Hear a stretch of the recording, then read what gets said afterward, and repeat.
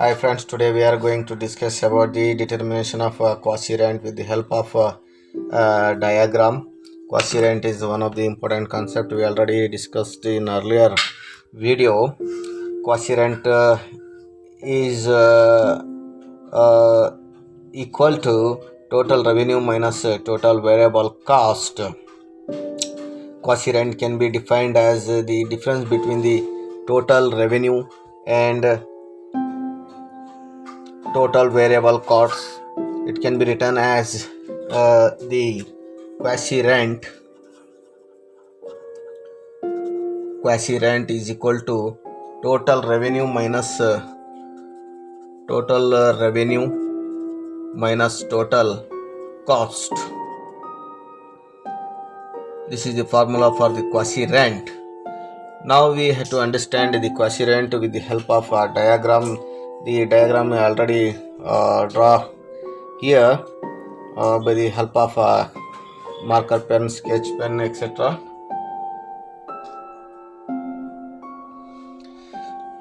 Friends, with the help of a diagram we can understand the quotient, how it's determined. So in this diagram I draw the short run marginal cost curve and short run average cost curve and short run variable cost curve respectively. That is the SMC means and SAC, SAVC. We have to understand these short forms. That is the short run average cost, short run average cost, short run average cost curve, and short and average variable cost and marginal cost curves. Short run average short run average variable cost curve, average variable cost curves. In this diagram you can see here. Let us examine the short run equilibrium of the firm in the perfectly competitive market. Short run equilibrium of the firm by the help of the diagram we can understand. In the perfectly competitive market, short run equilibrium in the perfectly competitive market.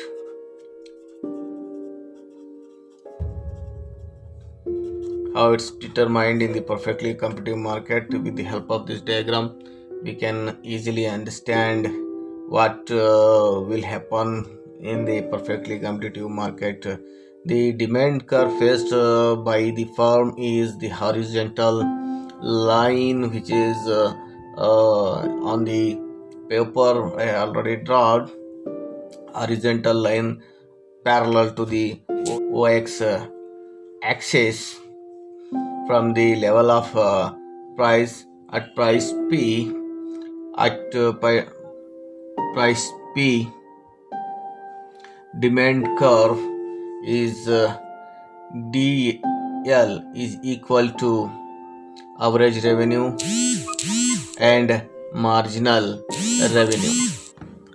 Here at price P, the demand curve is DL is equal to the average revenue and marginal revenue. So that's we can write here the DL is equal to AR is equal to MR. The firm is maximizing its profit at point E, where the marginal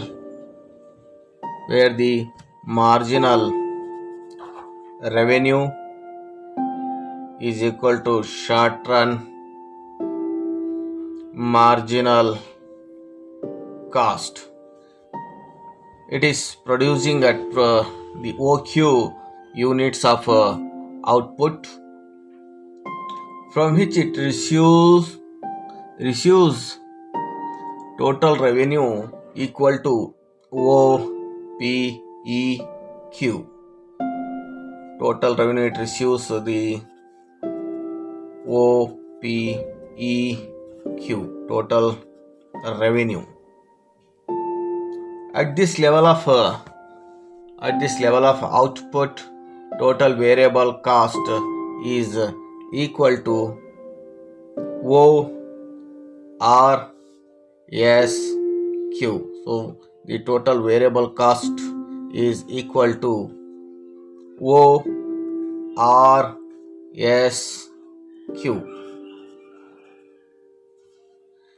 This point, the total variable cost is equal to ORSQ.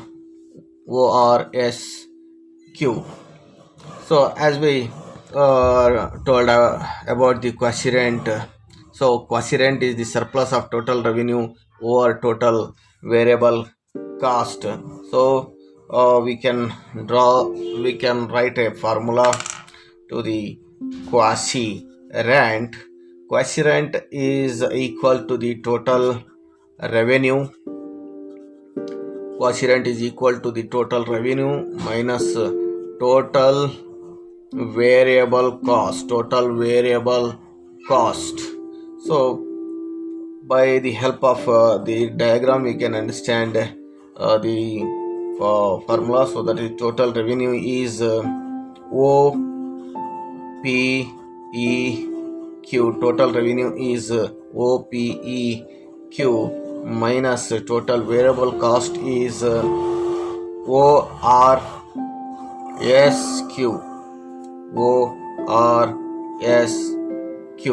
So we obtain the remaining portion, that is the RPES.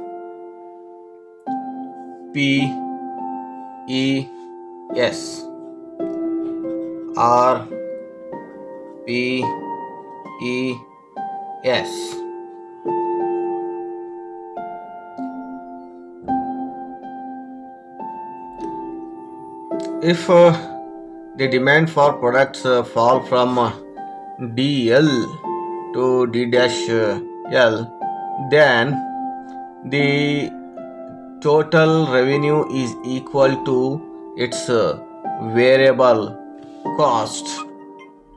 We can understand how it's possible. Here the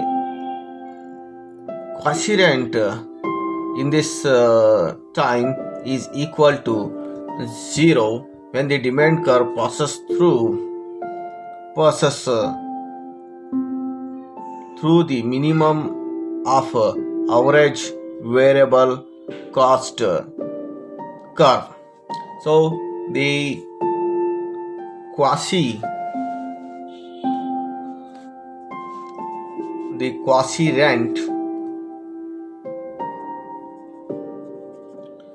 quotient is equal to total revenue minus total variable cost. Quotient is equal to total revenue total minus total variable cost. The total revenue quotient is total revenue OP1 E1 and OP1 E1 Q1. OP1 E1 Q1 minus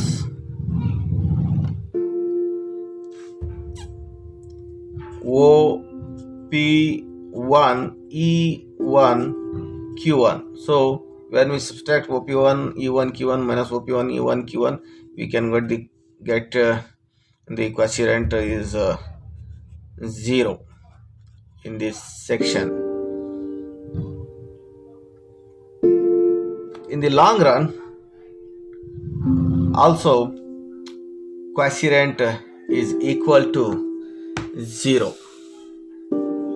Quotient in the long run is equal to long run quotient is 0. In the long run, quotient is equal to 0 due to the all in the long run quotient is equal to 0 because of all factors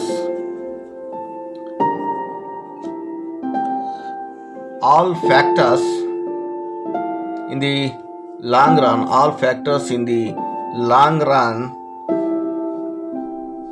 and hence all cost, all factors, and in the long run quotient is equal to 0 because of all factors in the long run, and hence all costs are variable.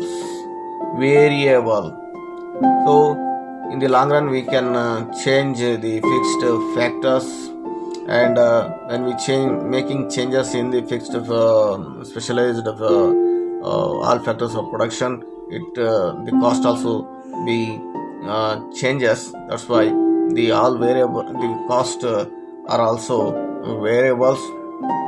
Each firms earn only the normal profit in the long run, and there are no excess earning. There are no excess earnings over and above the cost. That's why in the long run no quotient is earned by the factors in the long run. So we can write here in this type, no quotient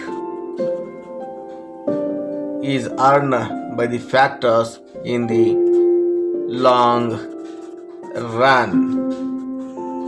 In the long run, there is one more thing to be noted, that is the quotient cannot be negative. Quotient cannot be negative. Quotient cannot be negative. There is a reason quotient cannot be negative. That is, no firms or no one can want to produce at the shutdown point.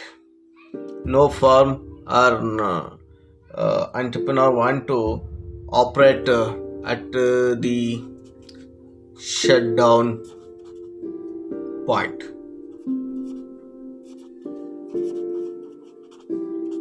So the quotient cannot be negative.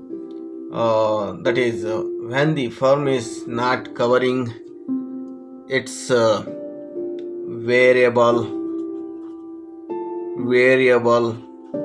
cost. Thus, quotient can be positive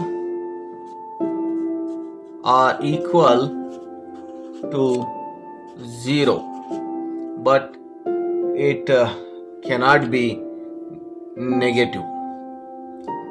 So we have to understand some point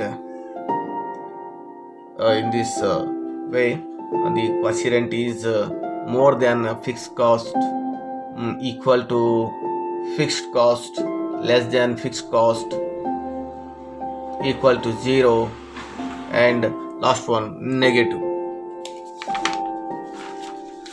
The quotient more than fixed cost when the price line is passing from away point above the short run average cost equal to fixed cost. When the price line passes through the minimum of short run average cost less than fixed cost, when the price line is passing from any point below the short run average cost but above short run average variable cost equal to 0,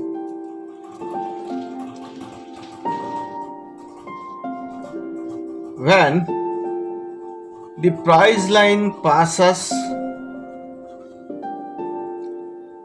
through the minimum of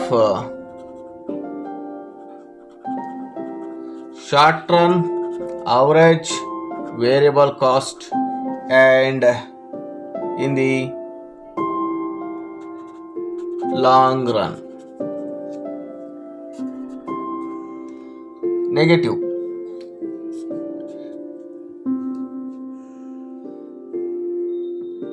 Quotient cannot be negative. Quotient cannot be negative on the assumptions that firm will never operate in the shutdown point, so it doesn't want to make loss, or it doesn't operate at the shutdown point, that is the below the short run average variable cost curve. It is clear here. It is must be noted that the quotient is not only earned by the man-made appliances or the capital goods, but also by human beings who possesses extraordinary talent or specialized skills, they can also earn the quasi rent. So when the specialized skills when human beings possesses the specialized skills, they can earn quasi rent. That time is supply is inelastic in the short run. We can give many examples to the human beings also can earn quasi rent in the short run. There are several examples. Now we want one example, that is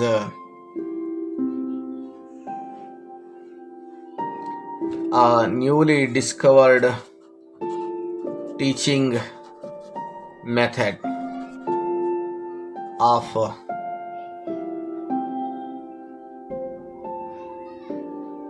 entrepreneurs. These entrepreneurs who have taught with the new teaching new method, he will gain the quasi rent